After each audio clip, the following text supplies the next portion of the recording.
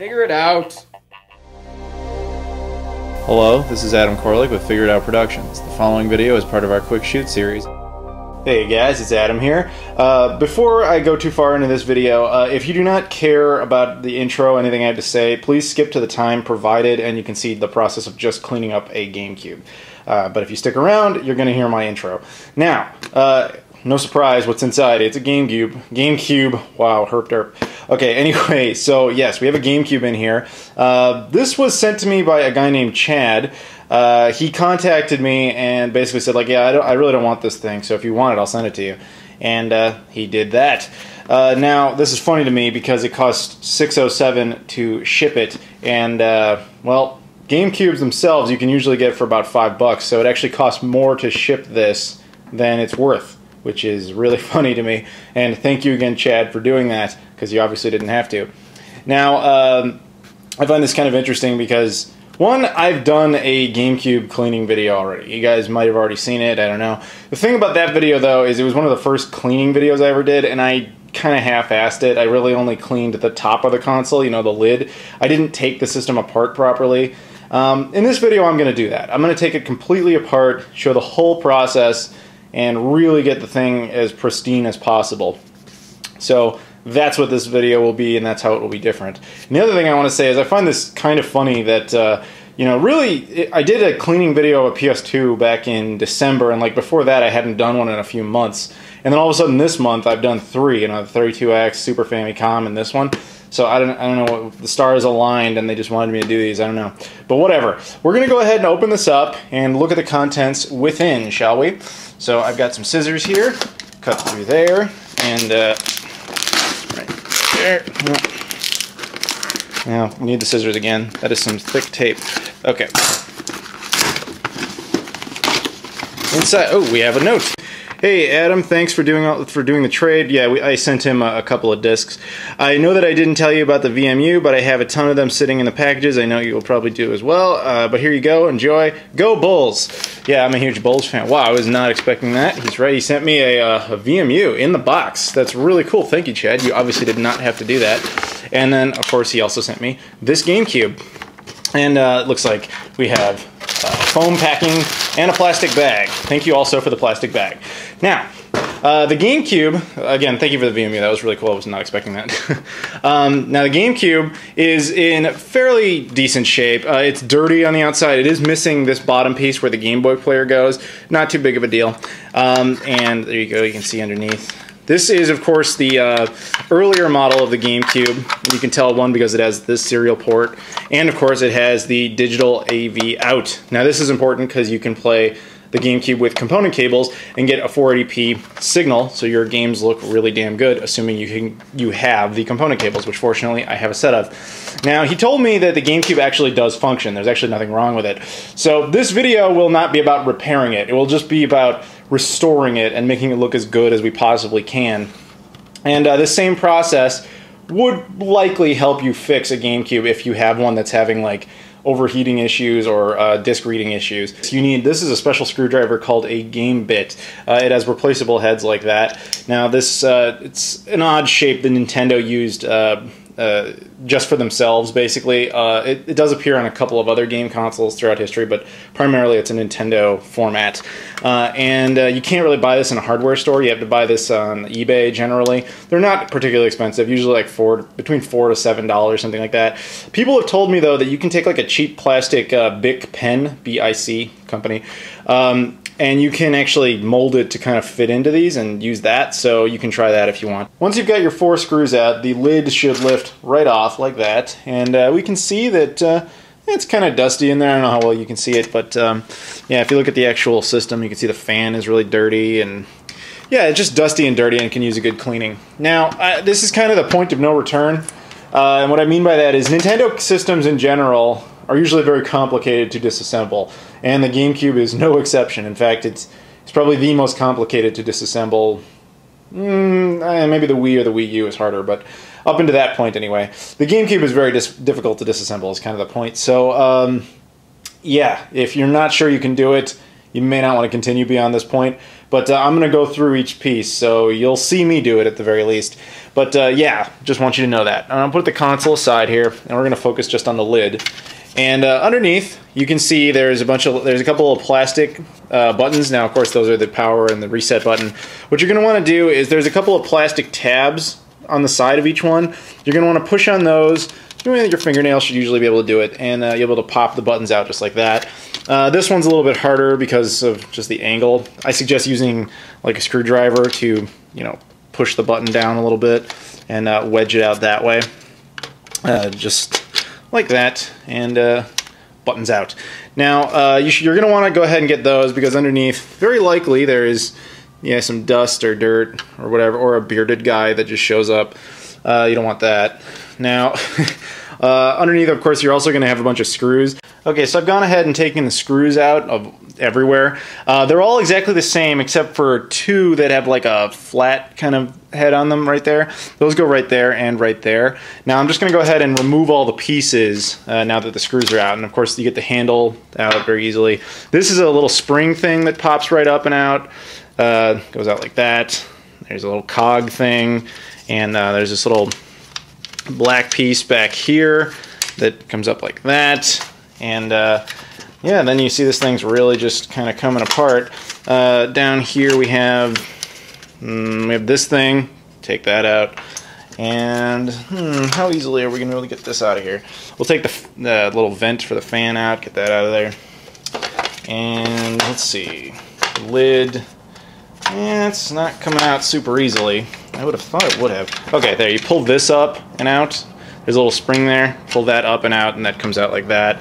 And then the top piece will lift off, and then you'll be able to have access to the eject button, which again is just a little thing you push in on, and it comes out just like that. And there's a spring under there, so be careful of that. Don't lose that. And now you have just a bunch of plastic pieces. So what I highly recommend you do at this point is take these over to a sink, use soap, water. Okay, I've rinsed it and I've gotten all like the dust and dirt and grime and stuff out of it. All the plastic looks very good now, or at least as good as it can look, really, just from a basic washing. Usually at this point in the video, what I say is, okay, now that this stuff is wet, put it to the side and let it dry. Then we usually work on the main console. We're not going to do that this time.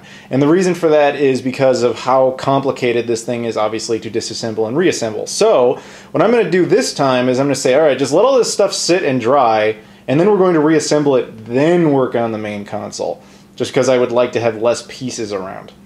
And I'm sure you would too. So, I will also say at this point in time, if your console has any, like, scuff marks, kind of like that one right there, what you're going to want to do is take something like Mr. Clean's Magic Eraser. This is basically like a white sandpaper type of thing, and you're going to want to just kind of rub it all along the console and get out these scuff marks. Just like that. And there you go. Now I'm going to go ahead and rinse that again. This stuff, yeah, like I said, it's just basically a fine sandpaper, and it'll get stuff like that out. So I would highly recommend you go ahead and do that while the plastic is apart. Alright, the plastic is totally dry now, so we're going to start putting this the case back together. Now, we're going to do this in pieces, because this is incredibly difficult and complicated, so we'll just do one move at a time. Putting the reset button here into place. Now, that is, of course, this one. The one with the center part there, and there's you can see here there's a little short side and there's a long side. Now the short side goes in over here on this side, and then you just kind of pop that back in. What you're going to need is this little black cog thing, this thing, the spring, the one with the long end and the short end, and a single screw, one of any of the normal ones, and of course your Phillips head screwdriver, and of course this and this. So what we're going to do is put that like that, and then we kind of slide this over like this. God, this is going to be so difficult, and I do apologize, but let me, you know what, this is going to be crappy camera work, but I'm going to have to tilt in and zoom just to try to help you guys a little bit. Now, we take this piece, and you kind of have to feed it in underneath, like, I don't know how well you can see that. Like, there's a Here, let me try it. All right, so you can see under the gear, basically what you want to do is see this thing right there. You want to ultimately have this thing kind of sitting right in that space, okay? But unfortunately, you kind of have to do it through this hole right there. And so you go in and you line it up like that. Okay. Now you take the little black cog piece and you put this right here. There's a space for it, and it will line up with the cog piece from the top there. You see that? Okay. Then you take this black piece, and there's you see like this ring part of the spring. It's going to have to ultimately go on over this part, and this little piece that sticks out is going to have to fit underneath right there. So let me go ahead and kind of, I find the easiest way to do that is to kind of put it under the ring and then put it like that and then push it down into place. So again, I apologize, bear with me. Okay, so we have that basically into place.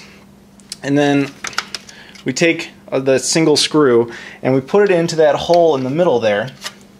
And then we take the screwdriver and just put that, I don't know how well you guys can see that, I apologize for the camera work. Put that right back into place like that. And that will allow the door mechanism to function, or at least partially function, because we haven't tightened the other side of it yet. But yeah, so you can see that is basically into place. So why don't we go ahead and take the other piece, this little black one, and you kind of want to have it just lined up. And there's a hole there for it on this side, and then it'll line up with a couple of points on this side. There's nothing popping that one out, unlike the other one. And then again, take a screw and tighten that right into place there. We're going to go ahead and take this now and install that. That's really simple. It just, bam, clicks right into place. You can just slide it in. Now this is another one of these stupid spring things. These things are really, just a pain in the ass. So you need this piece and you need this other spring. And what you're going to do is you're going to put it, there's like a little hole there, and you want to take one end of the spring and put it into that hole this way, so that it kind of comes up and down, and then you'll fit the ring part around that and then push it to create pressure, and then you kind of just fit it into place. Now as you can see, once it's in place, that other part is pushing against basically the wall of the GameCube, and that's what creates pressure, allowing the door mechanism to work. And now this is special because this is the one that used the two kind of flat head screws. So you're going to take those and put them into place. Now one goes right here. Let me tighten that up. And then you take the other one and you fit it down there. Sorry guys, I know this is tedious, but I warned you, the GameCube is an incredibly complicated system to take apart and to put back together, so don't say I didn't warn you. But yeah, there you go. Now the door mechanism is fully functional again. We can take this little thing that's pretty simple to deal with and just pop that right into place like that, so it ultimately looks like that on that side. And we'll take our screws. We can take our little switches. Now this one is the reset switch, and you'll be able, or no, sorry, that's the power button. And you can tell because this one has like a little, those thin slices there, or slits, or whatever you want to call them. You just pop those right into place. And same for this piece. Just pop that in, and you'll have your reset button back into place. Bam. Okay, and now finally we take the handle thing, and this one's actually the easiest thing. We just slide it right on, and then, sorry, it doesn't go down there. It goes right there. You have screws there and a screw right there. All right, now it's time to take this thing apart. And if you thought the lid was difficult, holy crap. Okay, just warning you again. Seriously, this thing is really hard to take apart. But anyway, here we go. First part, this back piece. Now this comes off actually very simple. And you can just go ahead and clean this up with soap and water like you did with the lid. And now you come over to this front part, which you kind of have to lift up a little and then pull out, and then it'll come out like that. Now there's a ribbon here, which you can just kind of pull gently and it'll pop right out. Then you'll see that there's 2 screws on the back, right there and right there. I'm going to go ahead and quickly disconnect those. Once you've done that, this just easily disconnects. Now, of course, put this to the side, and this piece of plastic you can go ahead and clean up with soap and water. And now we go back over to the console. Now, the first thing you're going to want to do is, again, I don't know if I mentioned this earlier, but you need obviously a Phillips head screwdriver for most of these screws. And you're going to do that here. The first ones you're going to want to remove are on the side here by this fan. There's one right here. I promise I won't make you sit through removing all the screws. I just want to make a couple of points before I cut ahead here. There's another one back here, which is kind of harder to see behind these ribbons there, or these cables, whatever. You go ahead and unscrew that. And then you can kind of just, you know, lift this piece out. There's screws all along the side here, all the same type, along the what looks like kind of like an RF shield. You're going to go ahead and remove all of those. But there's also 4 right here in the front that are slightly different. They're actually smaller Phillips head screws. You have to use a much smaller bit like this one. Alright, so I went ahead and rinsed these 2 pieces of plastic, and as you can see they look pretty nice. So go ahead and put those off to the side and let them continue to dry. And now we go back to the system here, which of course I removed all the screws. It's worth noting that those 2 little ones, or the 4 little ones I talked about, look like this. They are a different size, of course, and a different length. And then when you remove them, you'll have these 2 little things. You can wash these if you want. It's completely up to you. Now at this point, you basically have to kind of like lift up on the system. It's basically connected to the board underneath through like a port. So you just kind of have to be gentle and lifting it out, and bam, there you go. That is the laser assembly, which is now removed. And then you get down to this point, and I believe that's the heatsink there, and that's how it communicates with the drive communicates with the motherboard. Now there's 6 screws here that again are a different size. Okay, so I went ahead and removed all 6 screws, and they're very tiny little ones, and each one has a washer. I apologize if that's in and out of focus.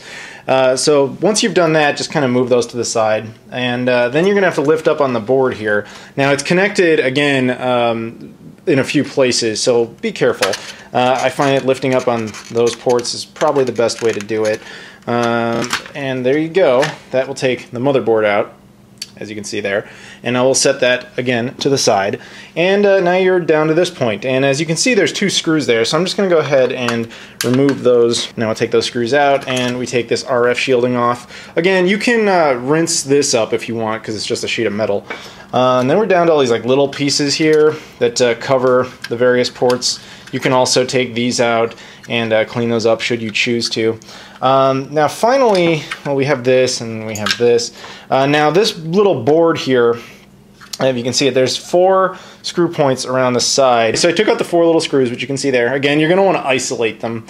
If you have your own method of how you like to do that, you might want to employ it here, because certain screws go to certain things and it can be confusing.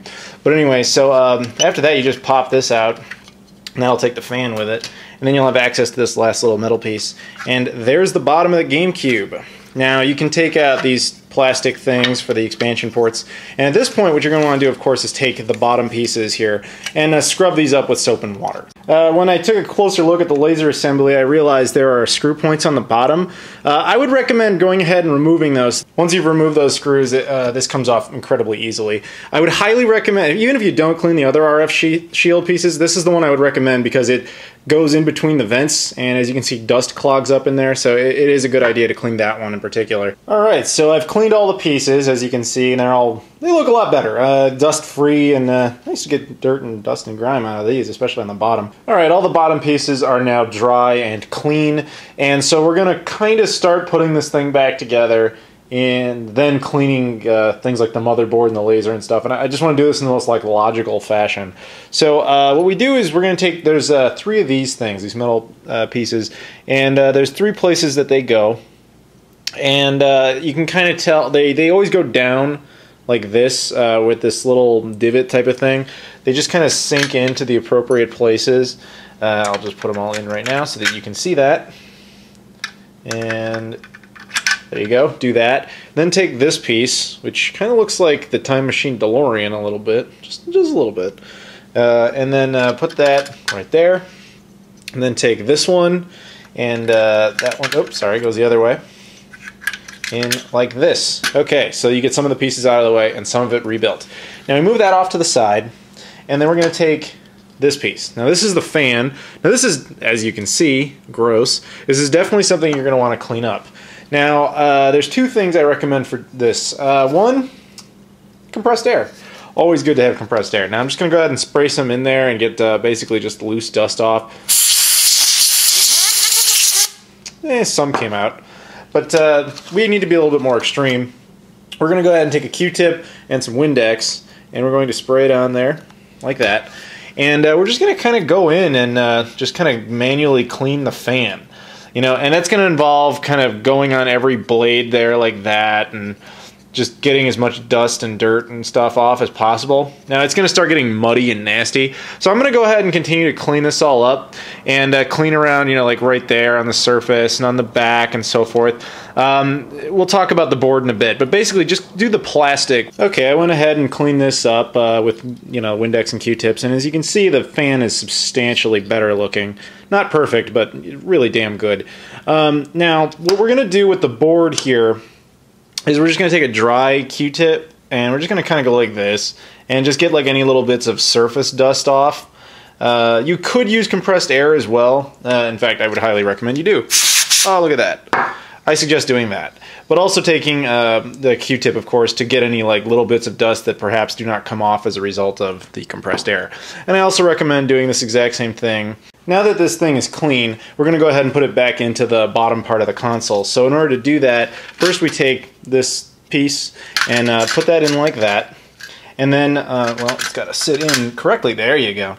And then we go ahead and we put this into place, which is a little bit easier said than done, but again, it's not awful. Now, if you remember, of course, you'll have these cords here that kind of have to get wedged in there. See that part right there?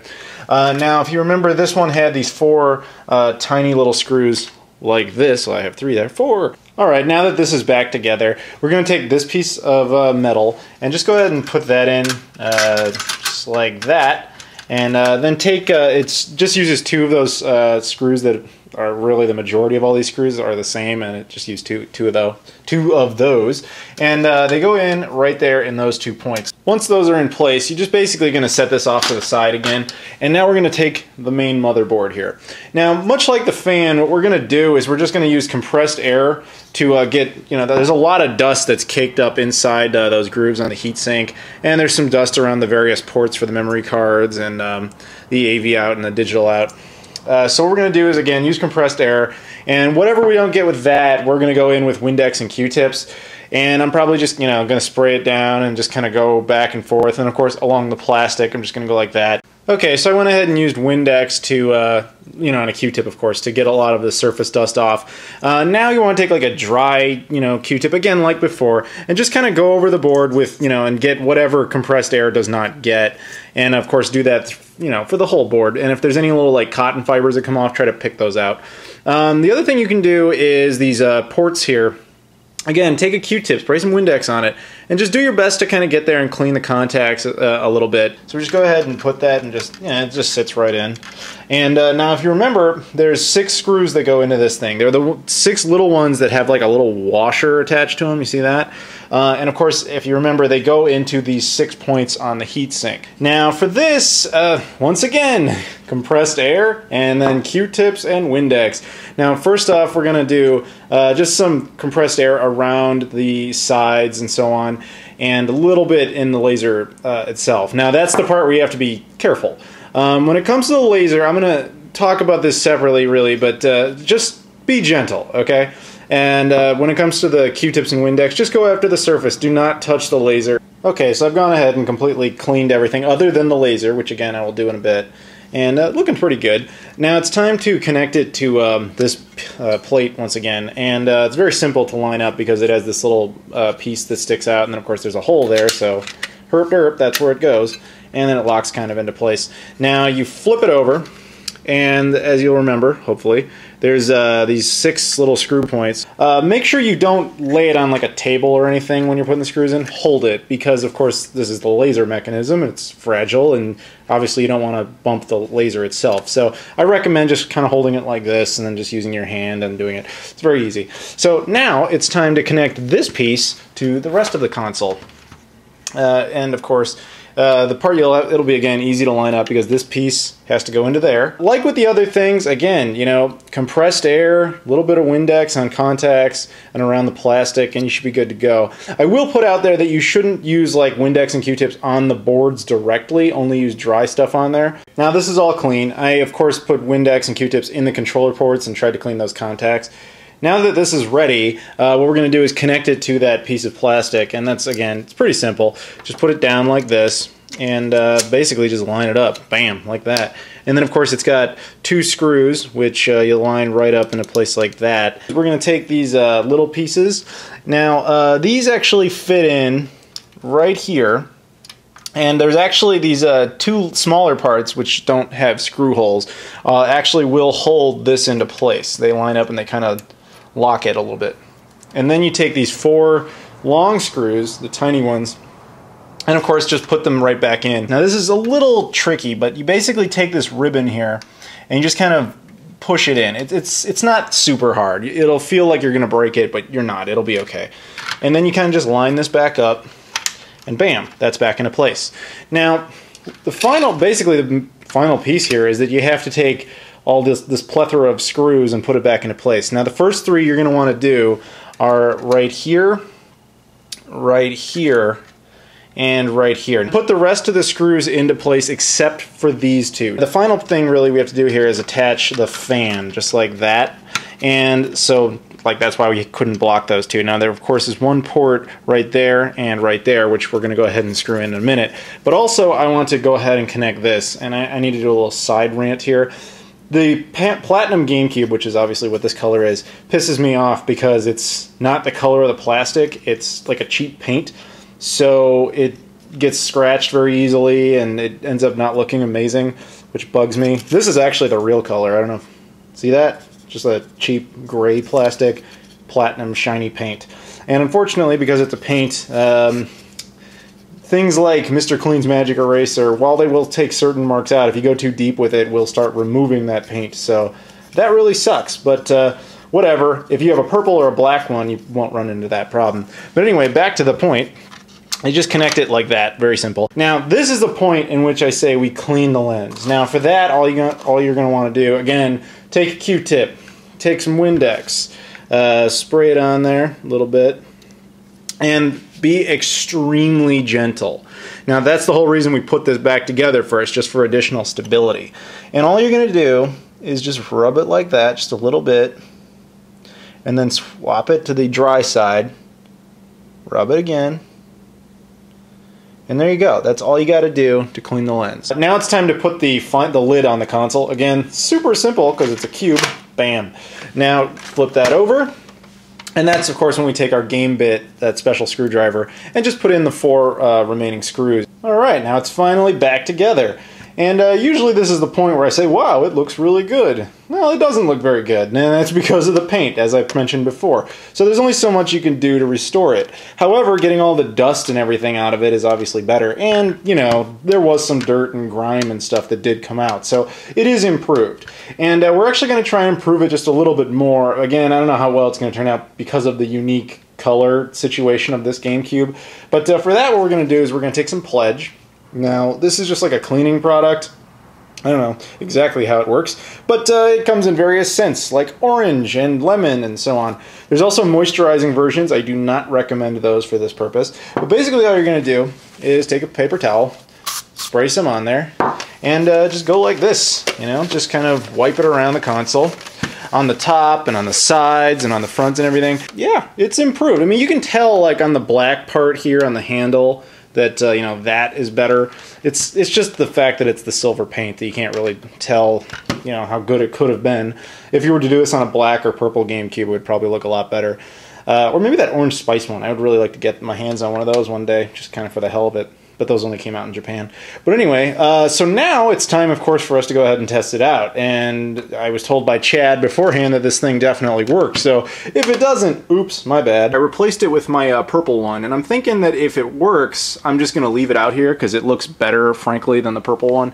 And also because the console itself is not in the best of shape, and typically when I have multiples of a console, I tend to leave the most beat up one out. Not always, of course. I have my beautiful modified Dreamcast, but if yeah, I know. I mean, I have multiples of the GameCube, and I have ones that are in better condition. So if this one works, I'll just leave it out here. That way I can use it and preserve the ones in better shape, because all it's about is playing the games. So we'll go ahead and try it out. I'm going to try it with Super Mario Sunshine, which I think is a really cool game.